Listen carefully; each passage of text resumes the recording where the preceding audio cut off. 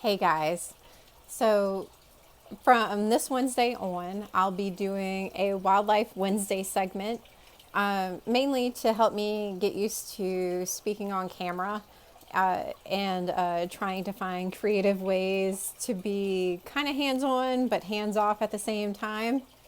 As y'all know, I am an environmental educator, and all of my programs are usually very hands on. So this is going to be an interesting transition.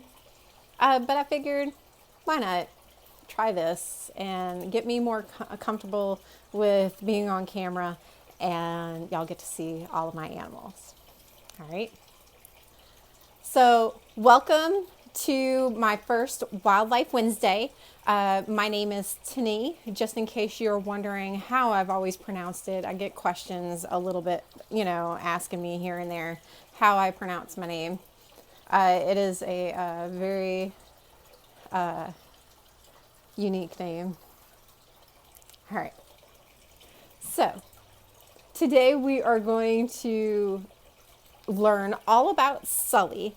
He is my newest ambassador animal. He was donated by a family friend, and I'm not sure how old he is. I know he's estimating him to be about maybe 2 to 3 years old, but he's still kind of a baby.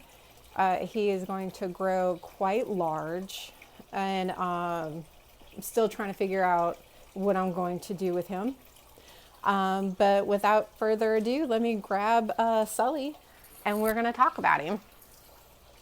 All right. So this is Sully, and Sully, as you can see here, is a very tiny fella. He's about the size of one of my resident box turtles. Now, Sully is an African spurred tortoise, or y'all might know them as Sulcata tortoises. Now, these guys are very cheap in the pet industry, and so people tend to buy them a lot more than any of the other tortoises. The other ones can be fairly expensive, but these guys, I've seen them for as low as $90. Now, with cheap pets, usually come great responsibilities. So these guys get more expensive and more expensive and more expensive as they grow. Now, like I said, he's going to grow to be quite large. These guys are going to get about 3 feet long, and they're going to weigh about 100 pounds. They are the third largest tortoise in the world, all right?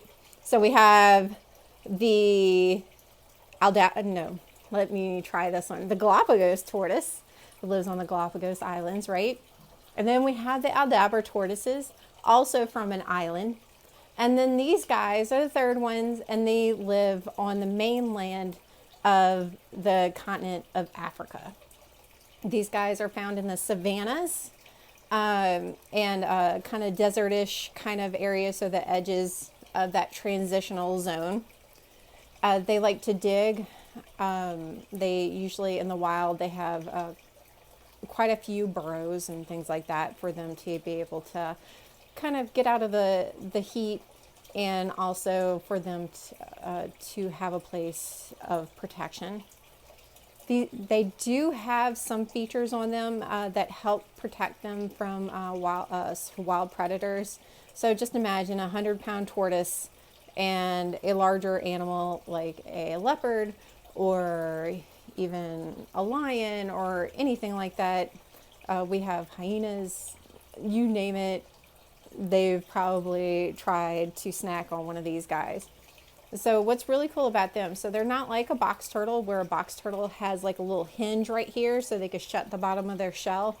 They don't have that. But they actually have these really cool little spurs, and if he does it for me. So what he's going to do is he's going to pull his head all the way into his shell, and he's going to put these arms in front. And if you ever get a chance to feel one of these guys, like if I ever bring them, whenever we open up at Infinity and I bring him out and we're able to touch animals again, you can touch and feel these protective shields. So he's going to pull in, he's going to hide that, and they're thick and they're tough, and it's going to be make that predator work a little bit harder to get at the tortoise on the inside. Now he also, let's see, have a shell. So see, he's got a really big shell right there. Let's see what else I can talk to you about. Oh yeah. So if you've heard about turtles and tortoises, and all tortoises are turtles, but not all turtles are tortoises, I'm going to point out a couple of key features to kind of tell the difference between the two. First are their feet. If you look at this, he's got like little elephant feet.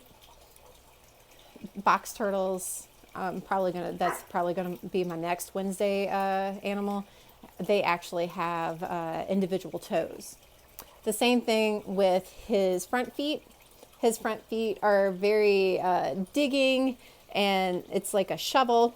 And where a box turtle will also resemble, they'll have those, but they also have individual digits as well on their front feet. So that is the main difference. And then if you see a water turtle, you could definitely see those individual digits versus none with this guy right here. All right, so I hope you like it, and hopefully I'll get better at doing this. Until then, if you have a request on what animal you would like to meet that you know that I have, just leave me a comment and I'll see what I can do. Until next time.